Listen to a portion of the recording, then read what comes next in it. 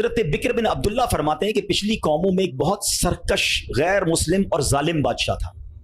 وہ اللہ پاک کی نافرمانی میں حد سے بڑا ہوا تھا.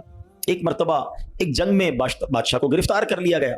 اب اتنا ظالم تھا کہ جنہوں نے گرفتار کیا تھا انہوں نے کہا اس ظالم بادشاہ کو تو تڑپا تڑپا کے مارنا ہے.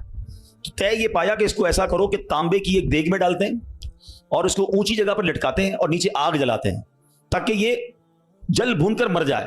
ایسے ہی کیا گیا. تانبے کی دیگ بنائی گئی, نیچے آگ لگا دی گئی. اب آہستہ آہستہ جو ہے وہ دیگ گرم ہوئی. بادشاہ کی حالت خراب. پوری دیگ گرم ہو جائے تو جسم جھلسنے لگا. اس نے پہلے تو جھوٹے خداؤں کو پکارا, مگر جس ساری زندگی جن کے آگے پیشانی رگڑی تھی انہوں نے کیا جواب دینا تھا؟ کسی نے کوئی جواب نہیں دیا, کوئی مدد نہیں آئی. اللہ اکبر. اب جب سب امیدیں ٹوٹ گئی نا, سب اس کو پتہ چل گیا کہ اب میرا آخری وقت آ گیا, اب میں گیا, اب میں مارا جاؤں گا. تو اب یہ بادشاہ جو تھا مسلمان نہیں تھا, اس نے مسلمانوں کے رب یعنی خداوند قدوس کو پکارنا شروع کر دیا.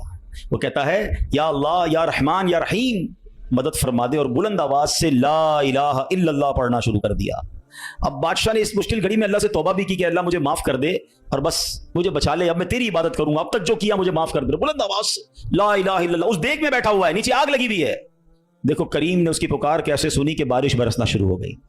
جیسے بارش برسی تو وہ آگ بجھ گئی, تو وہ گرمی تو آلموسٹ ختم ہو گئی, لیکن پھر اتنی تیز ہوا چلی کہ وہ دیگ رسیاں توڑا کر دیگ ہی اڑنے لگی. اچھا وہ بادشاہ لا الہ الا اللہ لا الہ الا اللہ کی آوازیں بلند کر رہا ہے اور دیگ اڑ رہی ہے. اب دیگ اڑتے اڑتے اڑتے غیر مسلم قوم کا جو قبیلہ تھا وہاں جا کے گر گئی.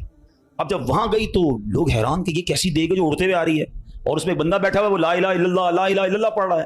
تو جب وہ غیر مسلم قریب آئے تو اس بادشاہ نے باہر نکل کر اپنا واقعہ سنایا کہ سنو, میں غیر مسلم تھا, اپنے اللہ کے سوا جھوٹے خداؤں کی پوجا کرتا تھا, میں نے کلمہ پڑھا, اللہ نے اس مصیبت سے نکال دیا اور مجھے یہاں پہنچا دیا. پورا گاؤں کلمہ پڑھ کر مسلمان ہو گئے.